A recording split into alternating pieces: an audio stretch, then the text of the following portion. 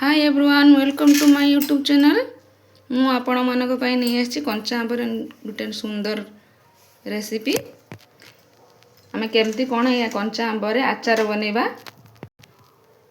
एई आंबर आचार बनले जिमिति गुटे रु 2 वर्ष रही पारिबो। वीडियोटी पूरा मूलरू शेष जाय देखंतु बुझी पारिबे, जमार भी स्किप करिवेनी। प्रथमे आंब गुडी को भल भाबरे धोई नै पुछि नबा। आमे आंब गुडी को एपरि भल भाबरे पुछि नबा जेमिति आंबरे पानी टिके भी न रहिबो। पानी रहिले ये सब खराब हे जिवो बहुत शीघ्र। आंब गुडी को मु भल भाबरे पुछि नालु एको आमे छोटो छोटो पीस करिकि काटि नबा। मु एको एपरि भाबे काटि नेछि। ध्यान रखिथे मझिरे एई जो चुपाटी टाकुआ परे थाए एको निश्चित बाहर कर देबे, नचेत आंब आचार खराब हे जो बहुत शीघ्र। मु एपरि भाबे सब तक आंब काटि नेछि। एथिरा आमे लूण हळदी गुळेई माखि नबा। एथिरा आमे 2 चम्मच लूण दे दबा।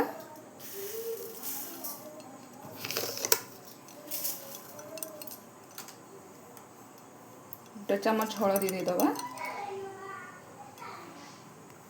आवश्यक अनुसार लूण हळदी नेबे। मु जेतिक नेछि सेति परिमाण रे सब देछि। एको आमे 2 रु 3 घंटा घुडे दे छाडी दबा एतरु पानी भारला पर्यंत। देखंतु 2 रु 3 घंटा गानी केते सारा पानी बाहर जाईछि। एको आमे गुटे जगह छाडी नै कि खरा रे घंटे 2 घंटा पई सुखै नबा।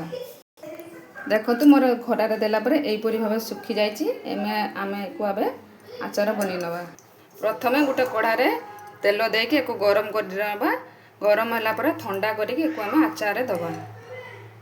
तापर आमे एई परि गुटे पैन नबा। ए पैन रे आमे मसला तक सब सुखिला मसला गुंड कर नबा।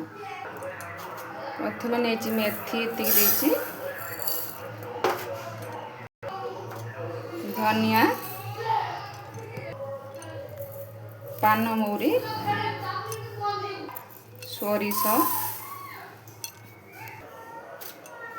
जुआणी, सुखिला लंका एको आमे भल भाबरे भाजी नबा। एको आमे पूरा लाल होबा जे टिके भाजी नबा। बेसी गुंड करबानी, टिके दरदरा रखी गुंड करबा ले आचार भल लागिबो। प्रथम एई परि भाबे गुंड कर नेछि। आपण एई परि भाबे परफेक्ट गुंड करिवे। आचार टिके दरदरा गुंड रहिले भल लागिबो। आमे मसला गुडी को सब ए आचार ऊपर देई दबा। प्रथमे देई कि भल भाबरे गुळी नबा। ए तेल ऊपर आमे देई दबा गुटे चम्मच कला जीरा,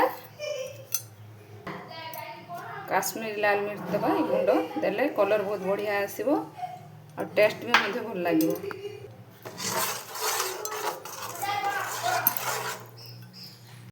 आमे एको एबे आचार ऊपर देई दबा। हम तेल को एमती करके देई दबा।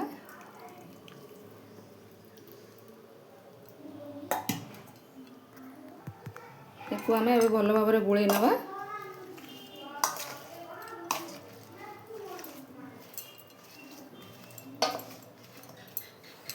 हमारे परफेक्ट हो गला आंब आचार। एको आमे गुटे काच जार नै दबा। एबे हमर रेडी हो गला खट्टा मीठा आंब आचार। एको आमे एमती गुटे जार भर्ती कर नबा। कन्ने की देखिना केते सुंदर हेछि। आपण एमती ही जागा रखंतु न आपण पाखर जेमिति जिंस थिबो सेमती ही रखि परिवे। प्लीज मो वीडियो टे जदि भल लागिबो मो चैनल को सब्सक्राइब करिवे, लाइक करिवे, कमेंट मध्ये करिवे। एपिंती थरे ट्राई करंतु। रहिली जय जगन्नाथ।